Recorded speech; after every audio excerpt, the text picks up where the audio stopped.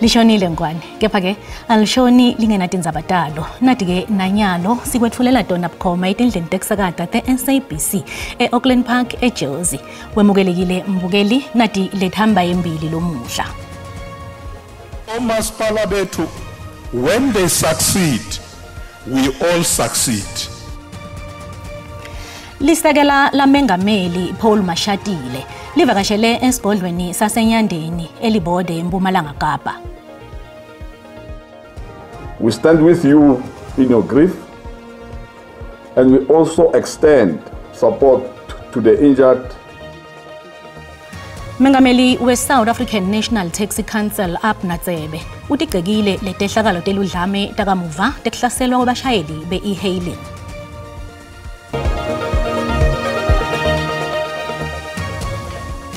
Lisekela la mengameli Paul Mashatile livakashele esigodlweni saseNyandeni elibode eMpumalanga Kapa. Inhloso yalokuvakasha kwakha budlelwane bekusebenzisana emkhathini kwahulumende naleto tinhlaka letifanele kusombulula tinkinga tekuniketwa kwetidzingo kumalunga emphakathi. Elekubonisela ngako tinhlelo tekutama kutshalwa kwetimali ngenhloso eqinisa umnotho walendzawo. Mashatile uphinze watsenza indzaba yobumasipala wathina ngabobumasipala bakhona kuphumelela etinhlelweni tabo lokho kusho kuphumelela kwawonke. Omasipala bethu, when they succeed, we all succeed. Provincial, national government, we all succeed. Mashatile uqinisekise bukhosi balendzawo ukuthi uhulumende utawusebenzisana nabo ukuchubekela embili. Siyabulela umsebenzi omuhle osibe nawo la sithi kumkani kuba uphathe kanjalo, you have our support. All the issues you raised are going to be addressed going forward. Lutsabo lemhlaba lutsenza labanyende kanzi ketindzawo letingaphansi kwemakhosi umhlaba olugugu njengoba abantu bayalima bakhona ekucosha kade etiko. Invete mhlaba mzolele nyonso izivete sandla selitiko layo njengoba nayo bekatse ingcenya lombuthano. Kufanele ukuthi sijonge uba sincedisa njani wani uqinisekisa ukuba ezindawo lamasimo abantu babe nawo ahleli nje abiwa njani. Lolu vakasho lelisekela lemengameli lenzeke kuthilo lethethe inguquko etimpilweni tebantu bakulendzawo.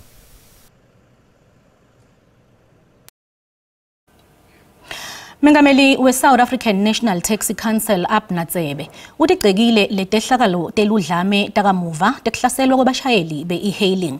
Uthi inhlangano yematekisi Santaco ngiyo lekufanele ibukane nelicala mayelana naletehlakalo. Akhuluma nebetindzaba lomuhla ekuseni Tsebe uphawulile ngalokungaboni ngasolinye ngekhathi kulomkhakha wetekufutha kanzi ukugcizelele ukuthi lomkhandlu uxoxisane nenhlangano leyengamele i-e-hailing kuqinisekisa ukuthi bashayeli bayo bayaphepha. Lomhlangano ute ngemuva kwekuthi kwanze tigameko tokuhlaselana lokuletheke kukhathateka kubagibeli kanye nekungadindi kulomkhakha. Tekisa uvumelana nalodlame lwakamuva emkhakheni we-e-hailing. ISantaco ithi nanobe ivumile ukuthi tawelekelela umndeni wakamvelase kepha ingathweswa licala lekubulawa kaMthokozisi Mvelase. We are not saying Santaco is responsible for the death of Ubaba Mvelase.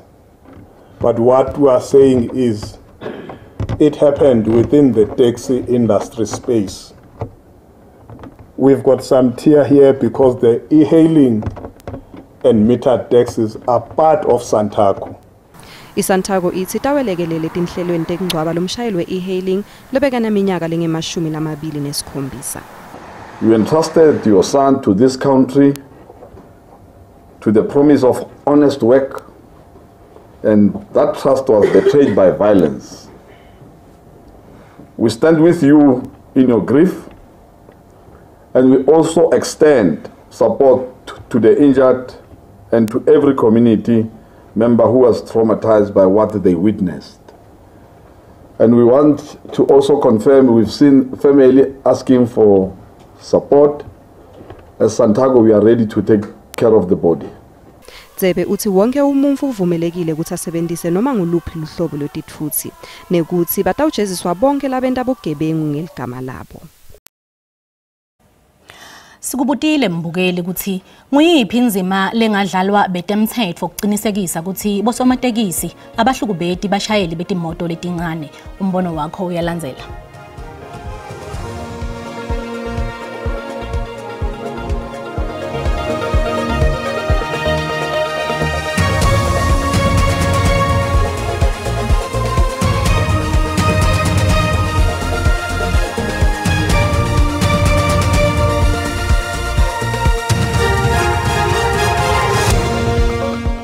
Akekho umuntu efanele avunyelwe ahlukumeze omunye umuntu. Wonke abantu bathenga imoto ngoba befuna ukusebenzisa indlela abafuna ukusebenzisa ngayo.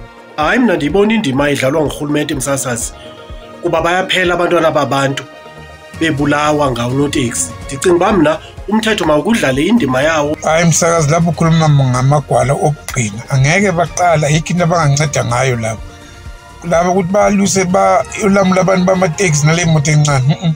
Uyabasukela ngeke balunga. Hayi laba bagade nje izimpo ezitshontshiwe kuphela. Makwazi ngekuphuza kuthola ukuthi kuphinde somatekisi ohlukumeza umuntu wemoto encane ethola isigwebo esizima ukuze noma uzobe safuthoza lokho athole isifundo. Emaphoyisa awayenza isiqiniseko sokuthi laba bavala emgwaqo ngemakhumbi lamakhumbi bawadonse wonke bayobafaka somewhere bese umnikati wekhumbi ayikhiphe nga 50,000. Osomatekisi fanele bathi ukuthi lo mgwaqo umgwaqo wahulumende noma ngabe ngibani nelungelo lakhe lokugibela ngabe ngiyiphisa igitshela la ufuna sona. Lona ngumbono wembukeli iSABC e3 first wakuthi phendvulela ngawo. Ufihlwe emalibeni ase Eldorado Park eJozi umntwana lobekaneminyaka lemine loshone ngemva kwekunukubedwa ngekwelicansi yaphinza ashaywe lokusolwa ukuthi ke kwendiwa nguyise. Kushona kwakhe kwenyuse lubito lwekuthi kuvikelwe abantwana kangcono. Batali bakhe babeseke bayasiyekela sicelo sebheyili enkantolo yamanje yaseProtea eSoweto idolo.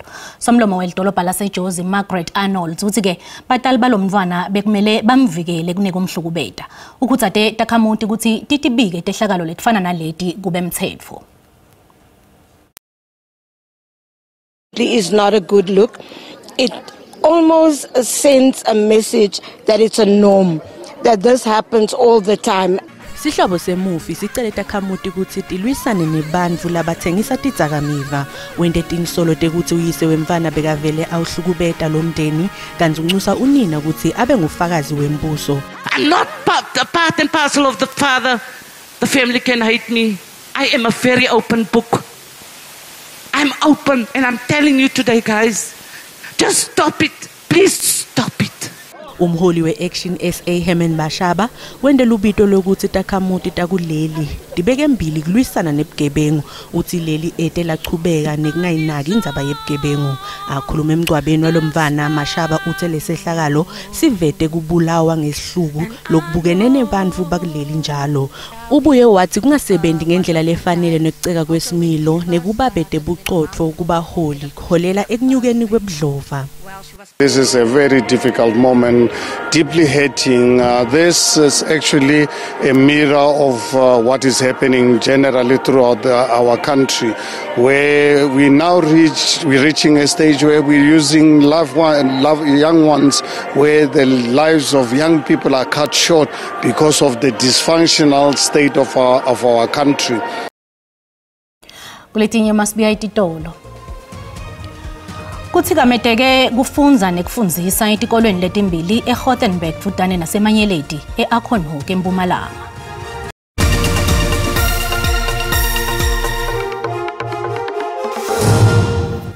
Wemukelekile mbukele esigabeni sesibili setindzaba uma usanza ngena ukhethe kahle tisekhona hlala nathi. Kuthi kameteke kufunza nekufundzisa etikolweni letimbili eGothenburg futane naseManyeleti eAkhonoke eMpumalanga. Batali bavale emagede esikolwa semabanga laphakeme iDayani nesemabanga laphansi ihlala kahle kulandzela kukhatsateka ngemagumbi ekufundza lasagugile. Kanti ke litiko letemfundvo la lesifundza kusafuneka ukuthi lingenelele kulesimo. iDayimane ingulesinye setikolwa tesayensi kulesigodzi. Sinebafundzi labangetulu kwemakhulu lasitfupha. Sekuphele emaviki lamathatfu kungafundwa kulesikolwa kanti imbangela lenkulu takhiwo letingekho esimeni lesifanele. Parents are worrying about the toilets at the school and infrastructure as a whole. So this school is not in good condition. The classes is having a problem with the potholes inside and the cracks. Futane naso lesi kunesemabanga laphansi lesivaliwe kulandzela ukuthi batali bakhonone ngekuphepha kwebantfu babo kulesikolwa. This school was opened on 1992. So by 2008 we had an incident whereby 2 children we lost their lives here at the toilet. So right now we are not safe. Batali basola litiko letemfundvo kulesifundza ngekungathembeki. They built 2 schools near our school that are maths and science, but our schools since 2017 they failed to come and build our school. Batali bafunge bagomela ukuthi ete bayeka kubhikisha tingahlangatshedwa timfuno tabo. Sisekuyo inyanga yengci sichubeka nekubuka inzima ledlalwa bantfu labasikati labaletha imvutfuko nelushintsho etimpilweni talabanye. Kanti ke lomuhla sixoxisana na Chantel Buyitopela lobekaboshelwe licala lekwetama kubulala. Kanti ke ukhululwe ngashwele nyalo. Chantel ke wenele kuphuma watibophelele kutfutfukiseni impilo yakhe nalabasedvute naye kuvula likhasi lelisha empilweni nekucala kabusha. Kanti ke Chantel asikubingelele sikwamukele tindzabeni tesiswati kule ndzamba. Ngiyabonga. Ungasichazela kabantu ukuthi ngubani imbambambamba Chantel kanti futhi ke nguyiphi inzima la idlalako ukuthuthukisa impilo tebantfu emangweni wangakubo? Okay, uChantel ingane nje yase Alex ngikhulele Alexandra ngakhulela khona. Ngahamba I think like 1920 and then throughout bengileke ngisebenza nje ebank. So yeah, that's just more or less that.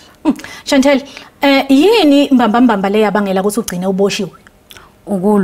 Ukulwa ngathi ngelingilanga ngakwatisa I think ipost ku Facebook ngahamba ngahlasela indoda yami la bekhona ngibona nje ukuthi ayiwenza izinto engamela ngazenze ngamlanda afike lapho ngalwa naye nentombi yakhe bangibophisa and then ke ngagcina ngiboshelwe lokho. Chantel, inshisakalo yakho yokucala emabhizinisi ivele njani kanti futhi ucashile noma ke usebenzisana nebantfu labanjani? Ngithe mangiphuma because bese sengine criminal record, so obviously ukuthola umsebenzi sokunzima nyane because sone criminal record ngabona ukuthi the best thing ukuthi ngizimele. So ngacala lapho ibusiness ngachasha abantu, so manje kunama business I2 and then ngivulene lento le home la kwazi ukusiza khona abafazi abahlukumezekile akuma relationship abahlukumezekile nabantwana. So ngabona ukuthi azini because manje isimo esengiguso isimo ukuthi kumele ngizimele.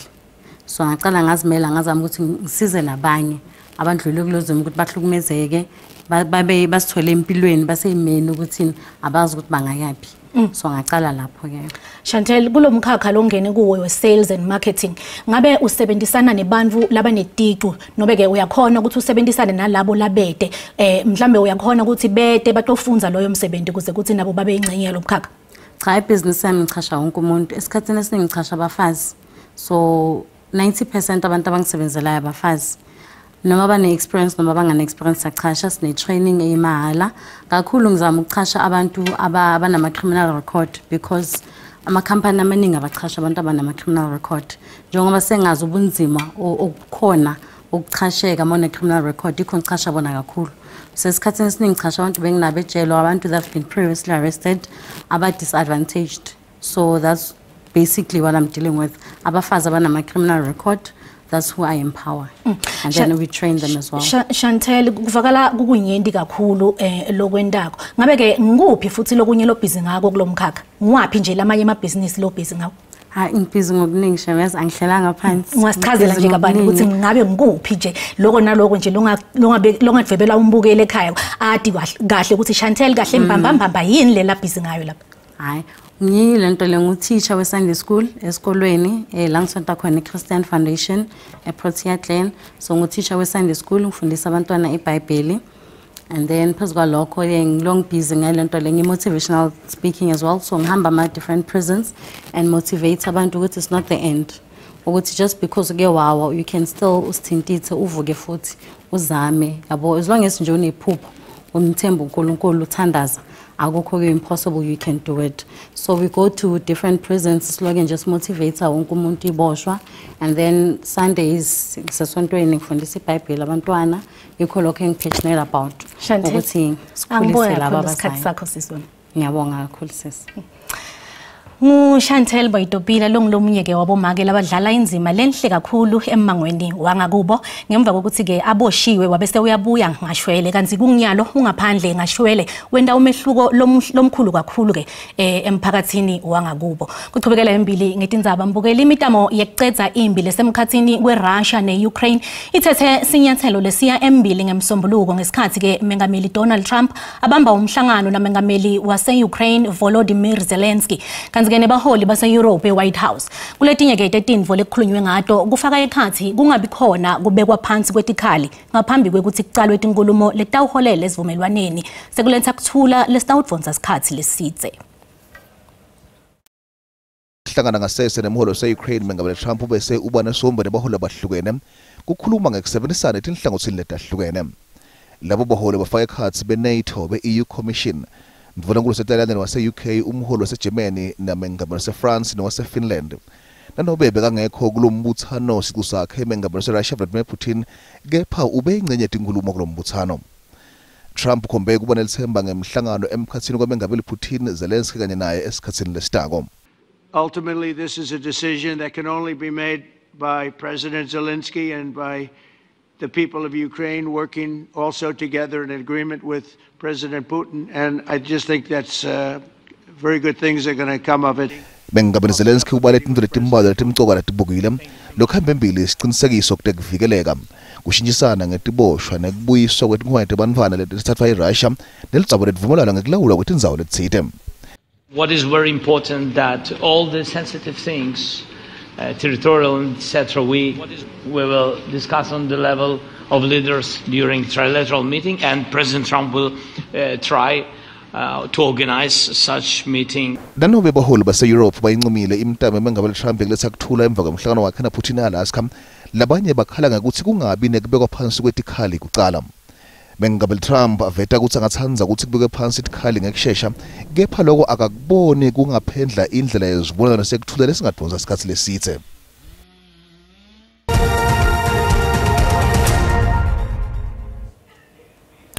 Nasivakashela imakethe yetimali sithola ukuthi lirandi lehlile nalicathaniswa netimali kwakulamanye emave.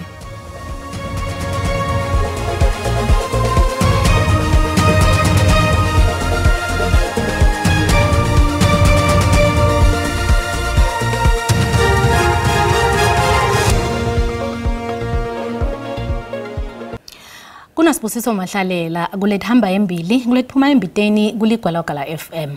Sibu Alishone Rebecca nembukelo etindzaba teSiswati ekhaya. Nathi ke lesitiphethe kulihlelo liphuma embiteni namuhla nzamba makusihla njengoba ke sinelovisi la kasasa kodwa ke sitawuva kabani ngetikhalo tabo talabo labathathela ke labo labathula ke imali sibonele sahulumende imali ngaphandle kwemvumo yabo. Ngetilo kwaloko sitawukhuluma kabani nganawo ke umhlangano nabo Mike nawo ke umkhakha wetekwakhe kulesifunda seMpumalanga kodwa ke sitawuva kabani ngetikhalo tabo njengoba ke namuhla bekathi ke bahlangene naNvunankulu asoke sifundza seMpumalanga. Sibole ke indlebe kumsakazo lokwala kwale FM ngesimbi esithuba zamadebe ensimbi esikhombisa kulihlelo lediphuma embiteni akwanze Thimba eGoli Zamba Malehle mbukele ekhaya. Tiphela lapho ke ngwane asihlangane ngalwesine enzaweni lefanako ngesikhathi lesifanako letelama leti tingensimbi yesikhombisa ngesixhosa kusasa uma kugabanca yesihlanu Nzambama Sindebele kanti ke Nzambama lenhle ngwane.